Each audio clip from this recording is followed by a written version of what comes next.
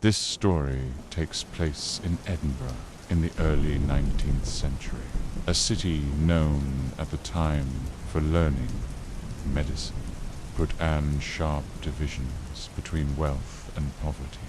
By day, Edinburgh presented itself as intellectual and respectable. By night, it became quieter, narrower, and more secretive. Medical science was advancing quickly, and anatomy schools were expanding. Doctors and students needed bodies to study, but the law allowed only a very small number to be used legally. This created a shortage that everyone involved understood but rarely discussed openly. Into this gap stepped a hidden trade.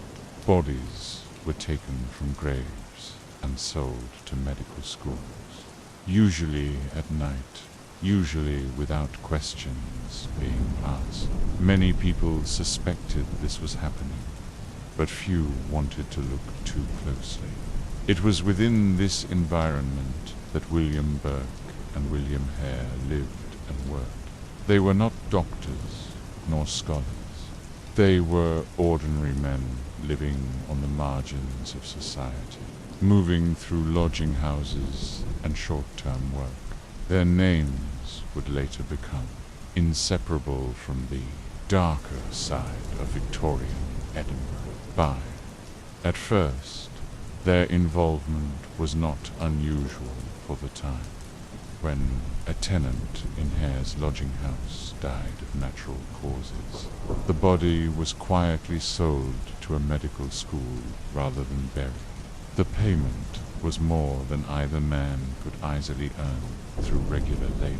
This moment mattered because it showed how valuable a body could be. And how little oversight existed. The transaction was accepted without protest. No questions were asked about the origin. Money changed hands, and life went on. That quiet acceptance set the tone for what followed. In a city that valued knowledge, uncomfortable truths were often ignored if progress continued smoothly. The streets returned to their routines, and the trade remained mostly invisible. As time passed, the demand for bodies did not slow. Medical lectures continued, students gathered, and the need remained constant. Burke and Hare realized that this hidden market was reliable. The details of their actions were not openly discussed at the time, but what matters for understanding the case is the environment that allowed it. Oversight was minimal. Poverty was widespread. Many people lived transient lives, moving between lodging houses and temporary work. When someone disappeared, it did not always raise immediate concern. Records were incomplete, and social safety nets were limited. Burke and Hare took advantage of this reality. They operated quietly, indoors, and away from public view.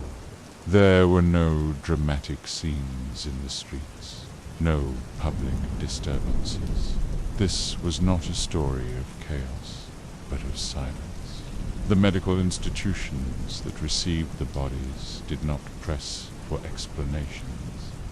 The focus remained on study and advancement. This lack of scrutiny allowed the situation to continue longer than it otherwise might have. Rumors did circulate. People spoke cautiously, lowering their voices. But suspicion did not immediately turn into action. The arrangement benefited to many parties. Eventually, inconsistencies became harder to ignore. Attention turned toward the lodging house, and questions began to form. When authorities finally intervened, the reaction was swift. The case shocked Edinburgh not because of sudden violence, but because it revealed how much had been overlooked. Burke and Hare became symbols of something larger than themselves. Their actions exposed the fragile moral boundaries of the time, and the ease with which responsibility was shared, delayed, or denied. The public response was intense. Crowds gathered. Newspapers printed detailed accounts. The quiet trade was no longer quiet. It was examined, debated, and condemned. Yet even then, the conversation often stopped, short of addressing the wider system that had allowed it to exist. When the case concluded, its impact did not fade quickly. The names Burke and Hare entered public memory, not just as individuals, but as a reminder of a particular moment in history.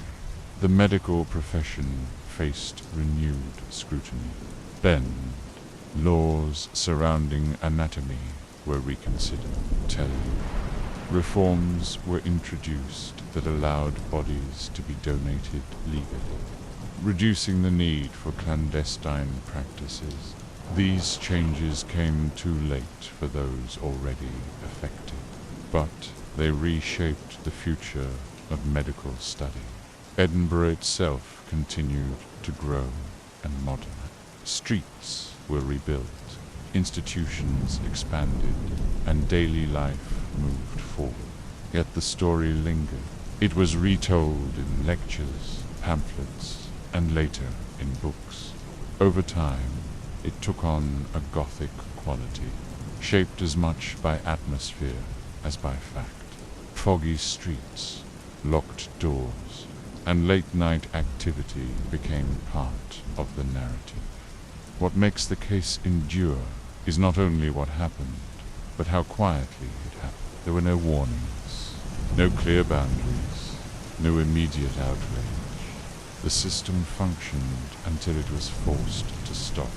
That is what unsettles people even now. It shows how ordinary conditions can allow extraordinary things to occur. When demand exists and oversight is weak, responsibility becomes blurred. Burke and Hare did not operate in isolation. They were part of a larger network of needs and silences. Remembering the case means acknowledging that complexity. It is not simply a tale of two men, but a reflection of a society negotiating progress, poverty, and morality. The streets of Edinburgh today are busy and bright, but beneath them lies a history shaped by choices made quietly, often after dark. As you listen to this story, it helps to imagine the city as it was then. Narrow closes, stone stairways, and rooms lit by lamps rather than electricity. The sounds of footsteps echoing at night, voices muffled by thick walls, and doors closing softly. Most people were not thinking about anatomy laws or ethical debates. They were thinking about rent, food, and survival. That is what makes this history feel distant and familiar at the same time. The case of Burke and Hare sits at the intersection of necessity and neglect. It reminds us that progress often carries unseen costs.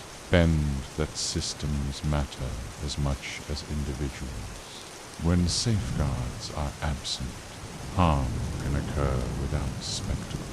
The legacy of the case lives on in reforms, in cautionary tales, and in the continued fascination with Victorian Edinburgh.